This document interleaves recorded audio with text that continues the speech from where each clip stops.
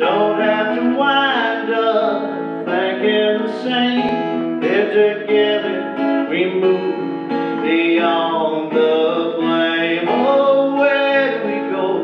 How do we begin to find a way out that leads a way in?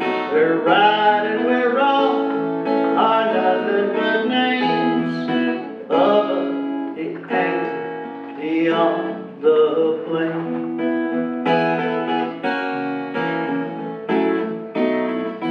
Where the fences all end, there's an open range.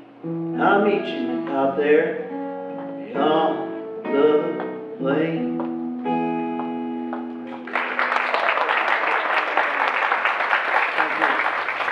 World-class music, huh? Yeah. Beautiful, Steve. Thank you so much. What a great song. Ah, love that. Wow. Well, good morning, everyone. Good morning. Happy rainy Sunday. We are so blessed with wonderful showers of blessings. Remember that old song? I love that song. Showers of blessings. We're getting them. We are.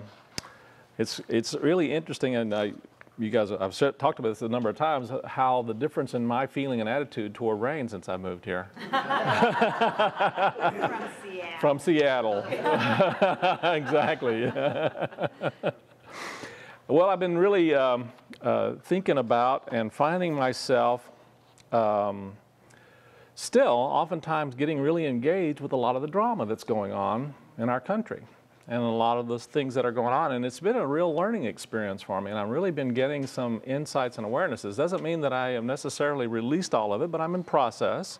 And I'm finding that I came across this thing in, I think it was actually, it says it was in the Catholic Digest. It says, life has become so complex that not even the teenagers have all the answers anymore. That's pretty bad. And, you know, I've been really trying to avoid getting caught up in the drama that's going on in our country and Washington, and yet it just is something about it is very engaging, and I'm finding myself getting hooked a lot. And then having to go, oh, come on, wait a minute, and then having moments of waking up and going, okay, you know, let's listen to what's beyond this, and that's what I've been really practicing. It's actually been a very powerful spiritual practice for me to try and not get hooked into things, but at the same time not stick my head in the sand, if you know what I mean, and be present to what's going on. So I thought it very appropriate for me to share a couple of stories about politicians. And I'll start off with something from Adlai Stevenson. He says, a politician is a statesman who approaches every question with an open mouth. And politics is the art of, this is Groucho Marx, politics is the art of looking for trouble, finding it everywhere, diagnosing it incorrectly, and applying all the wrong remedies. And Will Rogers says, you know, we always want the best man to win an election. Unfortunately, he's smart enough not to run. Politicians are like diapers. They both need to be changed often and for the same reason.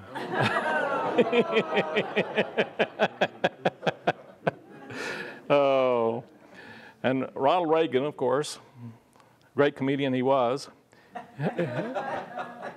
It has been said that politics is the second oldest profession. I've learned that it bears a striking resemblance to the first.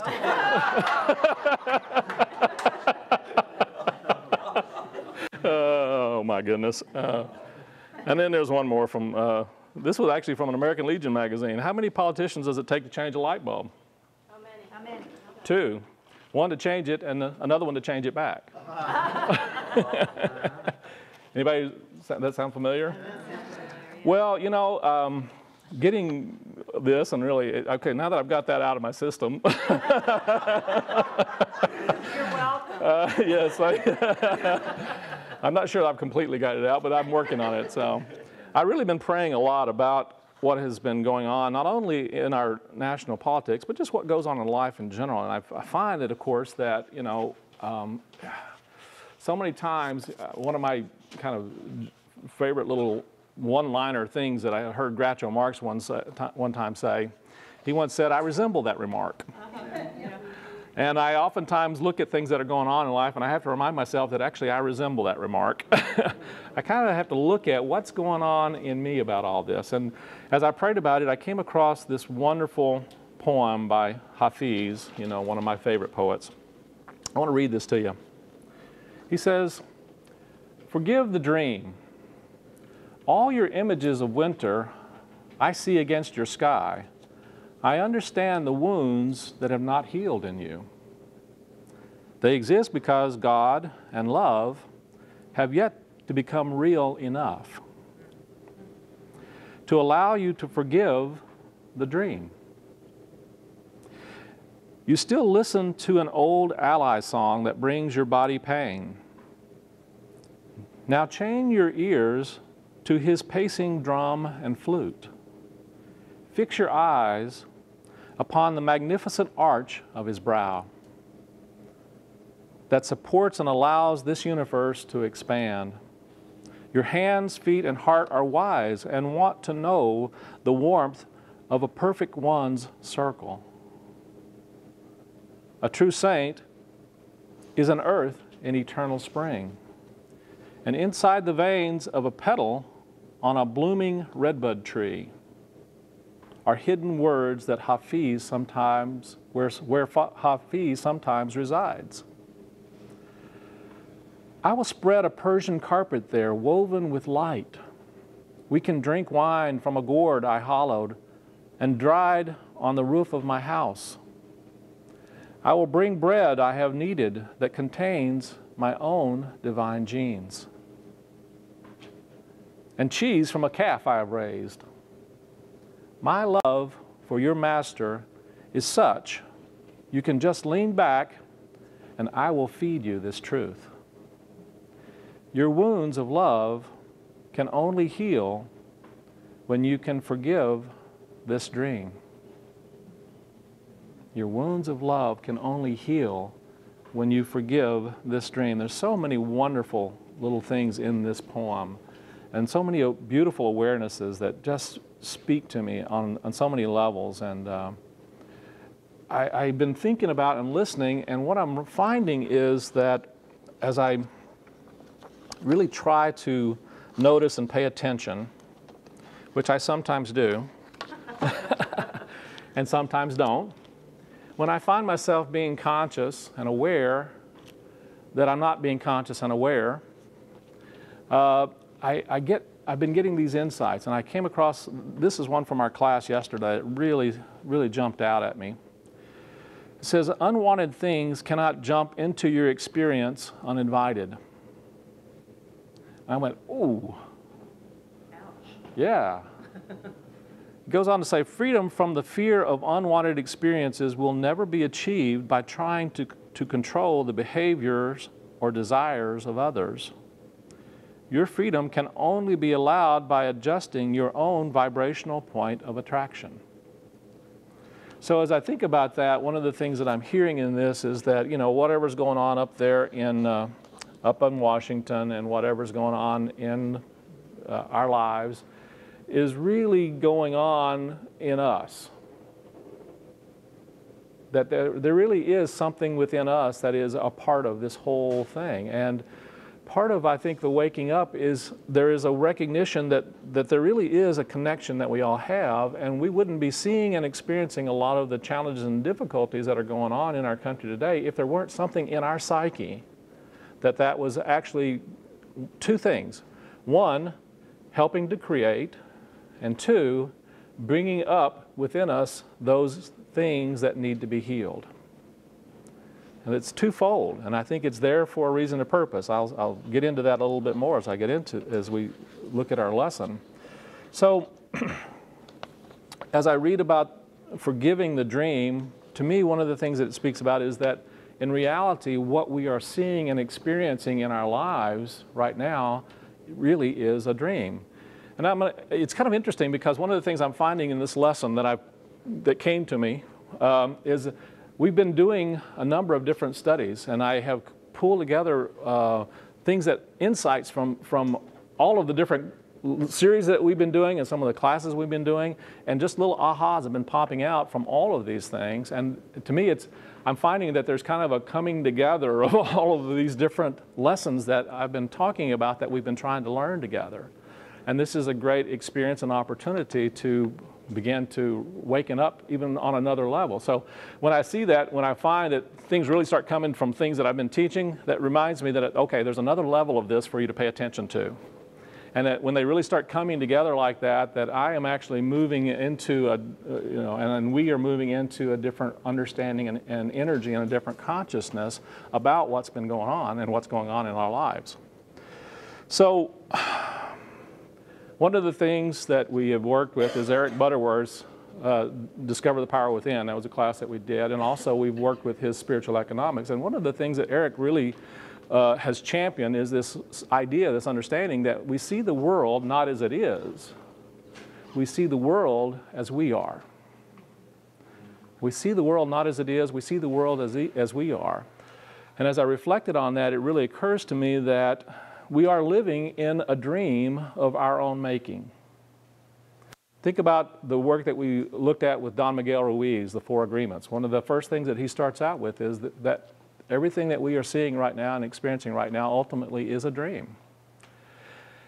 And the reason why he says that is because ultimately what we are seeing is not necessarily what is, but our interpretation of what is.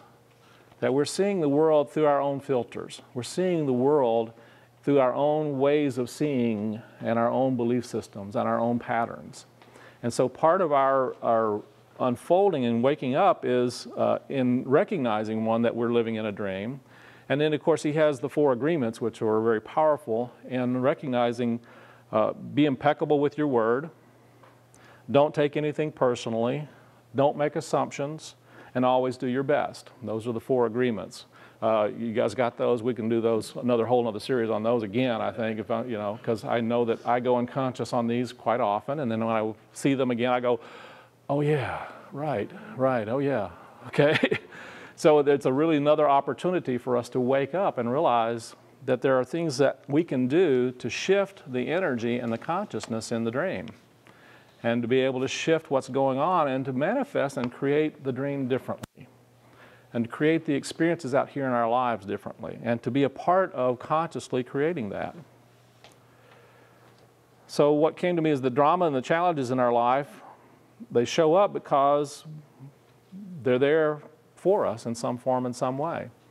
And so I was reminded of that as I was thinking about all of the things that I was seeing in our not only in our life here and now, our personal lives, but it's a universal thing as well. And so we see that showing up not only in our families, in our work relationships, but we actually see that showing up, of course, in our politics. And so part of what we are being called upon, I think, to do is to shift our energy and awareness about that. And that's been one of my challenges and opportunities for this week. And it's been a really, like I said, it's been a challenge at times. And because I have a real clear idea of what things need to happen, don't you? I mean, if they were just, I can line it out pretty, and yet I realize that that really is also part of my ego saying that I've got the answer. The reality is I'm like the teenagers. I really don't have all the answers now, see? I mean, things have gotten really complicated, and it's really the place where we need to rise above a lot of the questions that we've been asking ourselves. And we need to rise above a lot of the statements that we're making and seeing, and we need to rise above a lot of the projections that we have, not only about not only about different parties, but about our whole way of looking and making decisions in our world. And I think that's really a big piece of what this is about, and what it really is here to come to show us that there's a higher way of doing things. And we can be a part of holding that vision for seeing a higher way coming about. And one of the ways we do that is checking and noticing when we find ourselves getting caught up in the drama of the drama. And learning to see past it and see beyond it and see from a different perspective. So these dramas and challenges actually show up to reflect back to us our energy, our consciousness, our thoughts, our emotions about them. And that was a real insight for me this week, is that all of this drama is actually going on so I can heal. It's me personally, by the way, I want you to know. It has nothing to do with you guys, of course, but, but the reality is it's important for me to look at it personally, isn't it? And to, in a sense, not necessarily take it personally, but to recognize that it really is something that is here for me to participate in terms of a healing. And the dream that I can help to make, I can actually participate in making a difference, but I can only do that right here. I can't necessarily go to Washington and do it because, well, I don't have a plane ticket right now, but the reality is I don't know that anybody would necessarily listen to me verbally, because the reality is that's kind of what we're all doing anyway. We're just kind of, so the work really is not so much to try and go there and make changes, but to really begin to notice where I need to shift and change in my way of looking at and seeing what's happening in the world, and really come to a place of shifting my energy about all of it in such a way that I am seeing a greater possibility of a greater good coming forth out of whatever the situation is. You know, one of the things we talk about in Unity in our statement of peace is we know peace in the presence of conflict, right? Doesn't mean we believe that there's never going to be conflict. The reality is we recognize and acknowledge there will probably always be conflict. But conflict doesn't have to necessarily be what's the word I'm looking for? It doesn't have to be pain. It doesn't have to necessarily cause us even more pain. It actually can be part of the learning experience. And if we can really stay present in the midst of those experiences, we move into a different energy and a different level. Does that make sense? So, the problems we see in our life, okay, this is another lesson in teaching that's been really powerful for me. It's a challenge. One of the things I share over and over again is that I've come to realize that I have two roles. One is to comfort the afflicted, and the other is to afflict the comfortable, right? Well, that has to do with me also. There are times when it's time for me to nurture myself, and there's time for me to kick my, you know, and to get off my my assets and change the way I'm looking at things, and look at things differently and see things differently, and make a different decision and make a different choice. And begin to, as we talked about yesterday in our class, one of the things our class talked about is that you have to approach, the way to actually break out of a pattern is you have to approach the familiar in an unfamiliar way. That's the only way you'll ever break out of the same thinking pattern that got you into the familiar. Does that make sense? So we have to be willing to see things differently. We have to be willing to approach things in an unfamiliar way. We have a tendency to move back into our comfort zones and move back into seeing and doing and speaking in ways that are comfortable to us and they're familiar to us. But in order for us to really make a difference and be the change that we wish to see in the world, as Gandhi talks about, we have to be willing to be different. And that's something that everybody wants change, but nobody wants to be changed. That's what, right? We all want change, but nobody really wants to be changed. Well, the reality is change doesn't happen unless we also participate in it and allow it to be. So I was thinking about this, and also, and I came across this understanding from Dr. Hugh Lin. Dr. Hugh Lin is one of the wonderful teachers of Ho'oponopono, which is a very powerful Hawaiian healing technique. How many are familiar with Ho'oponopono? It's just an amazing technique, and one of the things that Dr. Hugh Lin says is very much the same thing that Don Miguel Ruiz says in the Four Agreements, is that basically what we are seeing and experiencing in life, if we find that there is a problem that we are seeing in life, we are responsible for that problem. We are 100% responsible for that problem. It doesn't matter whether it's happening up in Washington or across the world. If we become aware of it, if it comes into our energy, into our consciousness, we have a responsibility, a 100% responsibility for healing that problem, because all of our problems are ultimately coming from memory. And all that we see as problems are actually belief systems that we are holding about whatever we are perceiving. Does that make sense? That's a powerful one and a big one for us to accept. But ultimately, as it says in the ask and it is given, it's kind of like it wouldn't show up if we didn't somehow in our own energy consciousness being have put out some kind of an invitation for it. That's a tough one, isn't it? That's a tough one for me, because I have to, there's a real part of me that says I got nothing to do with that. But when we recognize that life is consciousness and there is a oneness in life, we know. And so one of the big questions that Eric Butterworth has given us and given me in a couple of his works, actually, he says, the question really to ask yourself is this: what's in this from me? What's in this from me? And you can pretty much bet that there's something in our energy system that is bringing it to our awareness, because it's bringing it there in order for us to be a part of the healing process in some form, in some way. And that can be a challenge, because we don't really, it's hard to really own a lot of the things that show up in our lives, isn't it? We don't like a lot of them. Anybody notice that? And yet, without owning them, the reality is we don't have some decision about letting them go. Isn't there a truth in that?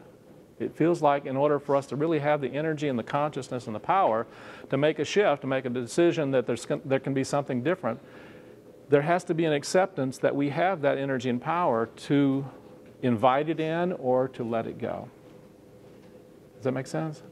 So that's one of the things that's been coming to me also. So I think about this in terms of Eckhart Tolle also. Eckhart Tolle, one of my great teachers also. I'm still just amazed. Every time I look at this and open this book, it's like, oh yeah, wow. You have to put a little marker. Oh yeah, look, you think I need a marker? That's only in one chapter. He says, the beginning of freedom from the pain body lies first of all, and I equate the pain body also to what he describes as the pain body. It's the same thing as Dr. Hugh Lin talks about, is actually all of our challenges and problems really being from our memories. And the pain body is really a collection of our memories and belief systems that we've accepted that are an energy field in a very real sense of themselves, and they bring about even more challenges and difficulties because they feed on drama. There's a part of our psyche that actually feeds on the drama, doesn't it? That's why it's so addictive. That's why we kind of wind up, that's why news is so addictive. In all honesty, it's like, that's major pain body. And there's an addictive quality to it. So one of the things he says over here is that when you let me find my spot here. The beginning of freedom from the pain body lies first of all in the realization that you have a pain body. Then, more important is your ability to stay present enough, alert enough to notice the pain body in yourself as a heavy influx of negative emotion when it becomes active. Anybody ever had any of that? When it is recognized, it can no longer pretend to be you and live and renew itself through you. It's like, whoa. It is your conscious presence that breaks the identification of the pain body. And over here on the next page, he says, when you realize that pain bodies unconsciously seek more pain, that is to say that they want something bad to happen, you will understand that many traffic accidents are caused by drivers whose pain bodies are active at the time.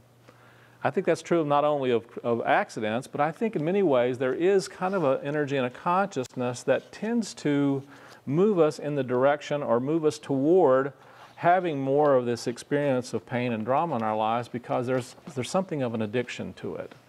That there's something that's it's feeding some aspect of our psyche.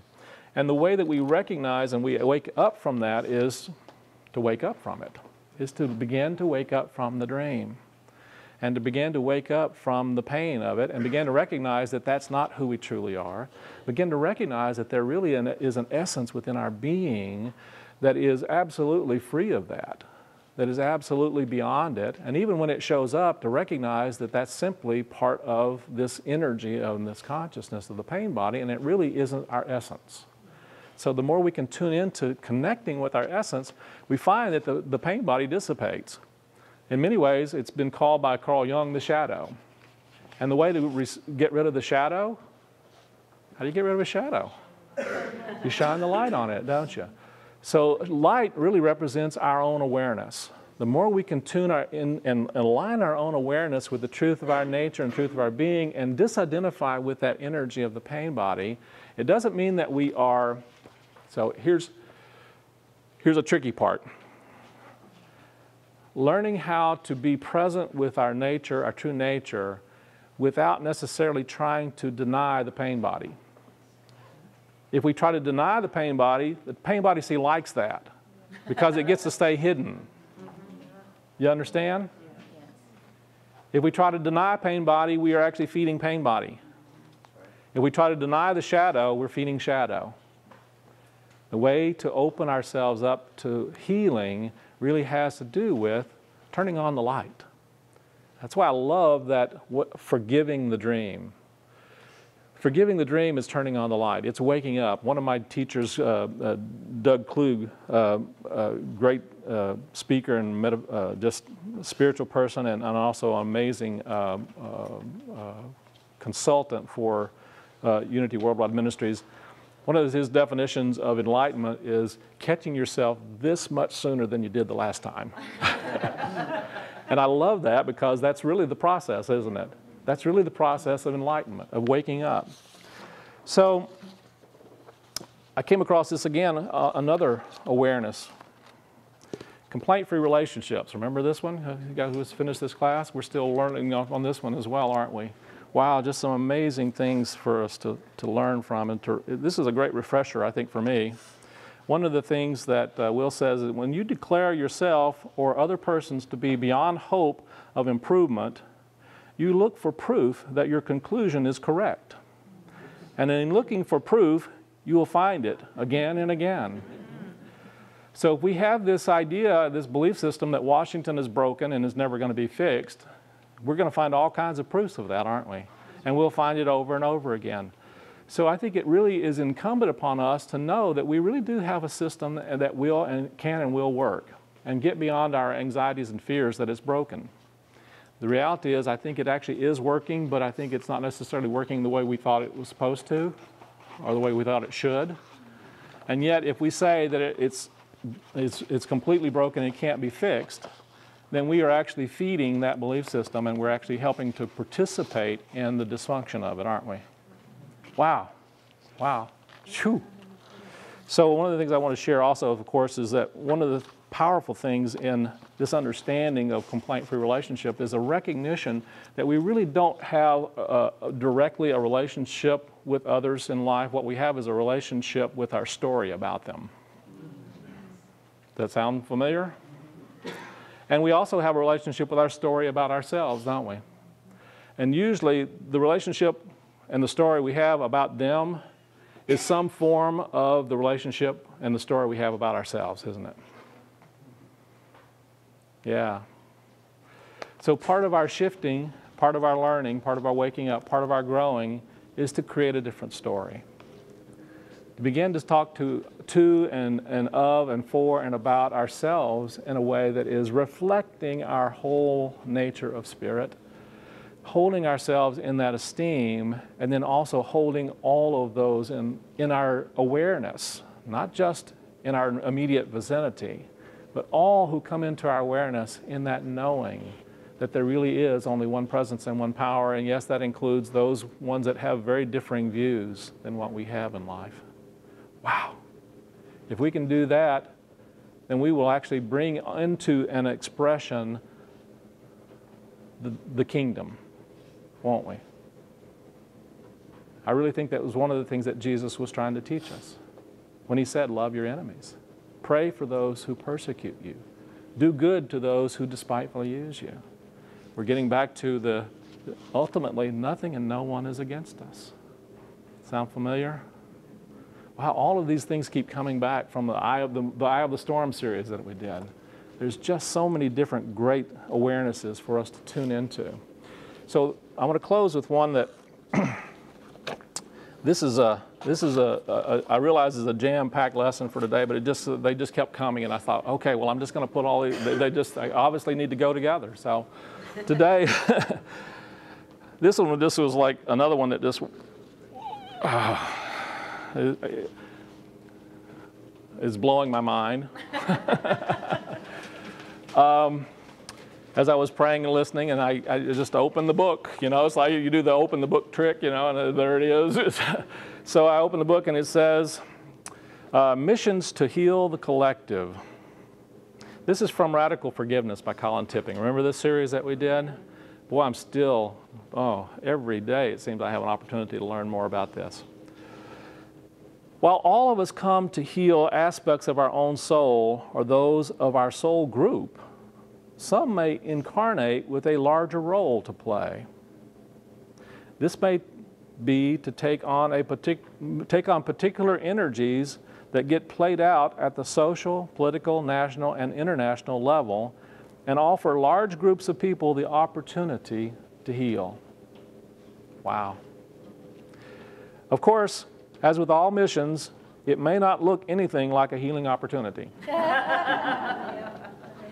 It may show up as war or famine or maybe a natural disaster, and I inserted a government shutdown. But when we open to the possibility that a group soul healing is being offered and that the whole thing is being orchestrated by Spirit for the greater good of all souls involved, we begin to see things very differently. Let me give you some seemingly outrageous examples. And these are stretches for me, and maybe they are for you, I don't know. Suppose the soul who came in to become Adolf Hitler did so with a mission to transform the victim consciousness of the Jewish race and the superiority consciousness of the Germans. Again, these are stretches for me.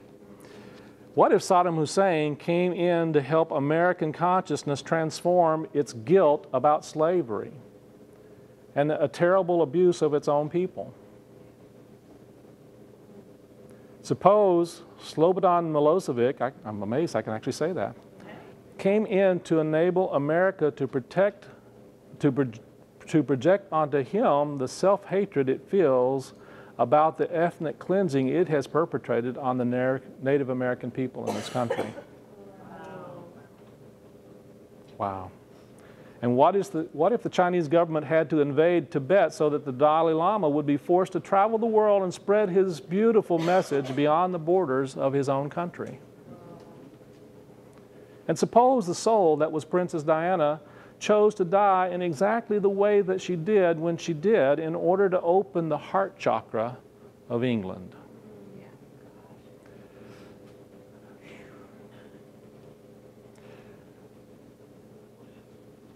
Wow. You know, these are some really, really powerful times, aren't they? What's that old Chinese curse? May you live in interesting times. And I'm going to suggest to you it's not a curse. It is a blessing, and I believe it is an opportunity for all of us to open to greater possibilities of good in whatever we're seeing and experiencing out here in the world, and to be a participant in holding a higher view, a higher vision for the possibilities of a greater unity in our country, a greater unity in our world, a greater unification and recognition of our connection and oneness in life. So this has kind of been my little journey over this last week. It's been definitely a roller coaster ride, and I'm still on it, and I'm still trying to be really open and present to all of those lessons that keep coming back to me from so many different places and so many different sources. I hope that this is valuable for you as we go through recognizing there's something good is actually in the works. Even though it may not look like it There's something good in our lives that is there and is working toward a greater healing for all of us. And let's take a moment now and just deep breath.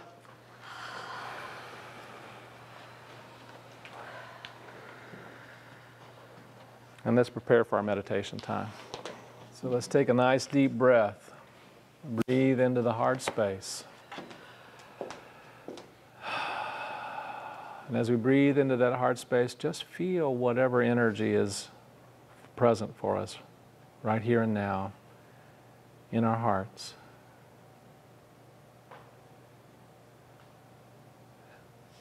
Give thanks for whatever that feeling and energy is. Acknowledge it, notice it,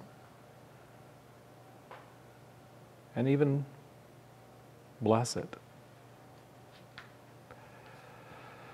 And as you bless it, be open to whatever gift it is there to share with you, whatever lesson or awareness. Feel whatever emotion or energy is there and know that it's there for you in some way. It's there to give you a gift. And the gift is always a gift of healing.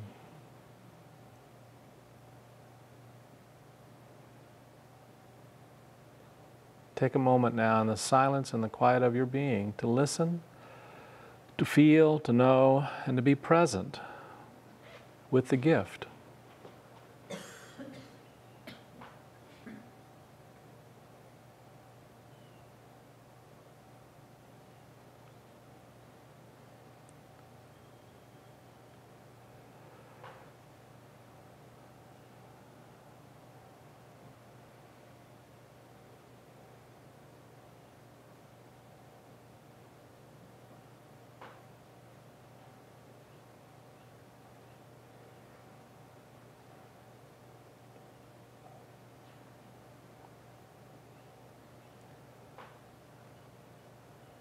And let yourself appreciate whatever that might be, and appreciate the feelings and the energy that you are in this time, in this place, in this moment.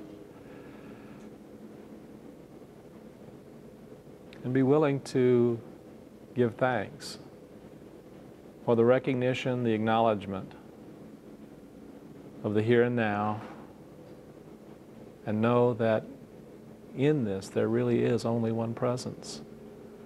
It is the presence of the divine in some form to share with us a gift of our true nature.